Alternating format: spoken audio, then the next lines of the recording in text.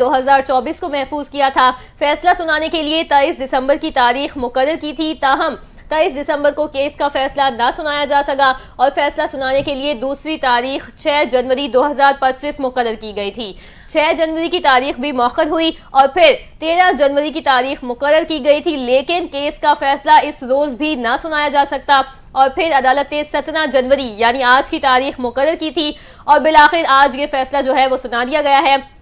الزام یہ ہے کہ بانی P T I Imran Khan نے خفیہ معاہدے کو اپنے اثر و رسوخ سے وفاقی کابینہ میں منظور کرایا۔ سابق مشیر برائے احتساب مرزا شہزاد اکبر نے 6 دسمبر 2019 کو نیشنل کرائم ایجنسی کی رازداری ڈیڈ پر دستخط کیے، جبکہ بشرا بی بی پر بانی پی ٹی آئی کی غیر قانونی سرگرمیوں میں اہم کردار ادا کرنے پر الزام عائد کیا گیا اور اب ان کو 7 سال کی سزا سنا دی گئی ہے۔ اسی سارے حوالے پر بات کرنے کے لیے ہمارے ساتھ موجود ہیں مسلم لیگ نون کے رہنما انجینئر امیر مقام صاحب۔ سر بہت شکریہ این ٹی این نیوز کو وقت دینے کے لیے۔ سر بتائیے گا بالآخر اس کیس کا فیصلہ آ چکا ہے، کیسے دیکھ رہے ہیں آپ؟ تو یہ آنا تھا، کوئی اس طرح بات نہیں تھی، درمیان میں ویسے ریومر سے یہ ہو گیا وہ ہو گیا اور وہ تاریخیں بدلتے تو جو کچھ ہوا اور ملک کے ساتھ جتنا فراڈ کیا گیا اور عمران خان کا اصل چہرہ اسے سامنے آیا کہ اس نے اس ملک کے ساتھ کتنی لائلٹی شو کی اور کتنی محبت شو کی اور کتنا لائل رہا، تو یہ آنا تھا اور اس طرح ہونے چاہیے کہ کوئی اس طرح کام کرے تو اس کو اس کا صلہ بھی ملنا چاہیے۔ اچھا جی، مجھے بتائیے کہ امیر مقام صاحب کہ آپ کو لگتا ہے کہ بانی پی ٹی آئی اور بشرا بی بی کے خلاف اس فیصلے کے بعد جو جاری مذاکرات ہیں ان پر کیا اثر پڑ سکتا ہے، اور اگر کوئی پڑ سکتا ہے تو اس کے اثرات کس طرح کے ہو سکتے ہیں؟ نہیں یہ بات تو ہم نے بہت پہلے کلیئر کر دی کہ جو ان کے کیسز ہے، جو مقدمات ہے، ان مذاکرات کا ان کے ساتھ کچھ ہی نہیں ہے، یہ تو ان کا اپنا سوچ ہے۔ وہی چیزیں تو جس طرح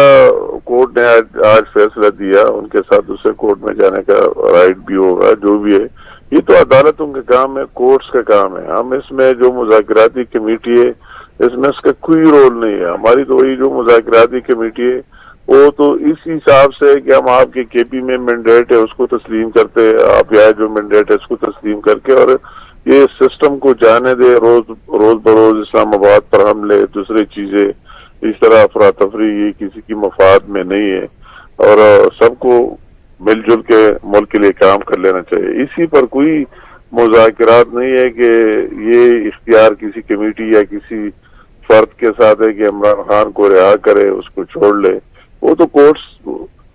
عدالتوں میں جانا ہے، عدالتوں کی مرضی ہے، وہی یہ اپنے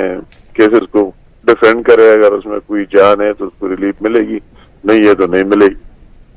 جی سر، ساتھ ہی ساتھ یہ بھی بتائیے گا کہ اب سے کچھ ہی دنوں میں ٹرمپ جو ہیں وہ اپنا جو صدر کا حلف ہے وہ اٹھا لیں گے، تو کیا اس فیصلے پر کچھ امریکن گورنمنٹ کی طرف سے کچھ پریشر آئے گا تو حکومت اس کو کس طرح سے ڈیل کرے گی؟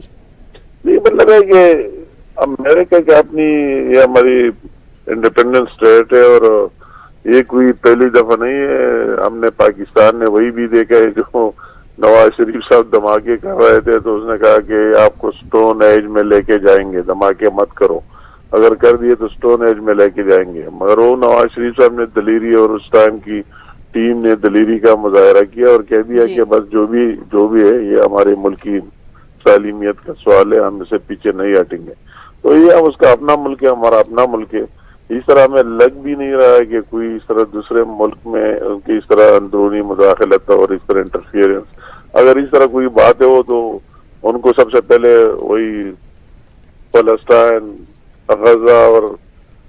کشمیر کو دیکھنا چاہیے کہ وہی ہیومن رائٹس اور اس کی بات کرے، تو اس طرح بات تو ہے نہیں۔ اگر کسی انڈیویجول کے لیے، ذات کے لیے کوئی اس طرح بات کرتے ہیں تو ہمارا اپنا ایک ساورن ملک ہے سب اور ہمارے اپنے قوانین ہیں، اپنے لاز ہے، تو مجھے خیال